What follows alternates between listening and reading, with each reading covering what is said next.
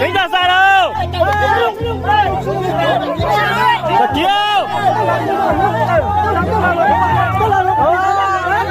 Cứ đi đâu.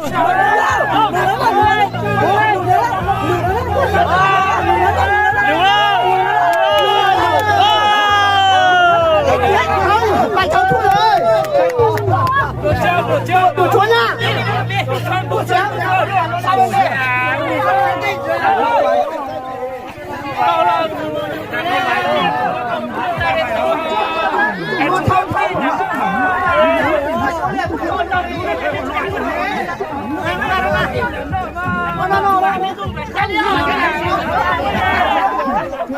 Cái này cái khác này miếng này sao cái kiểu miếng của nó này à? Khác thì sao chọn được?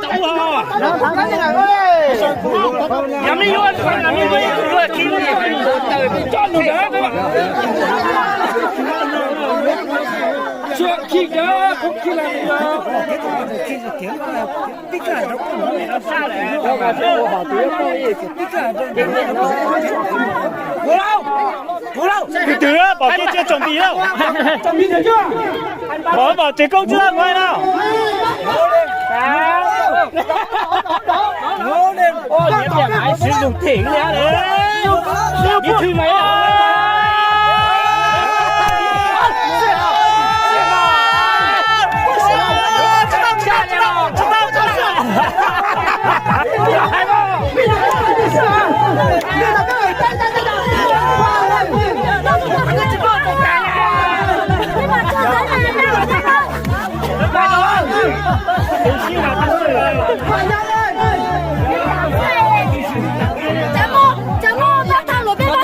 Bóng tàu đây.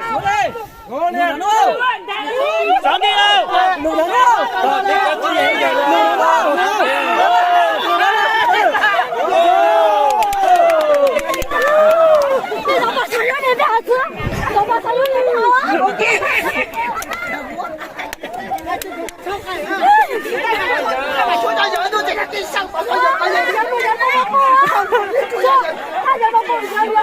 准备开始，有队长，你是必然的，真垮了。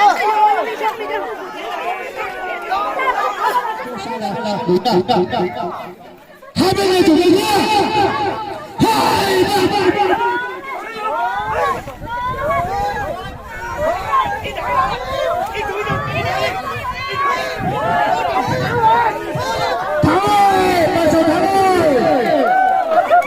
就上前边了呀！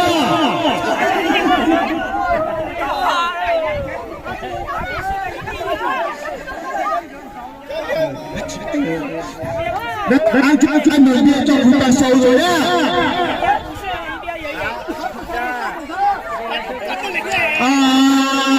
还有呢？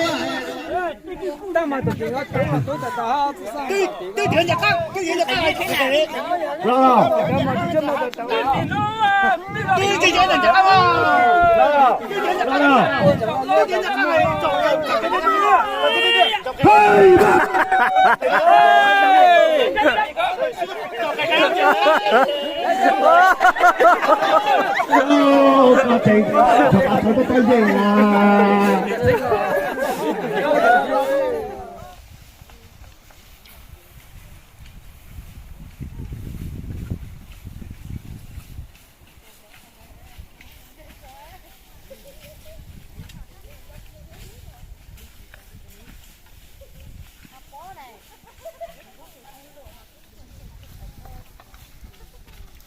？Hôm nay là cái gì ấy má ạ?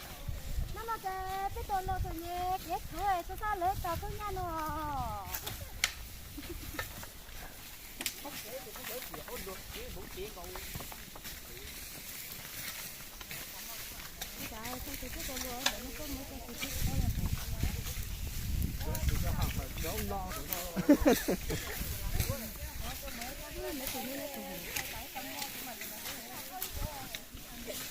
Nhìn nét trời trời mai.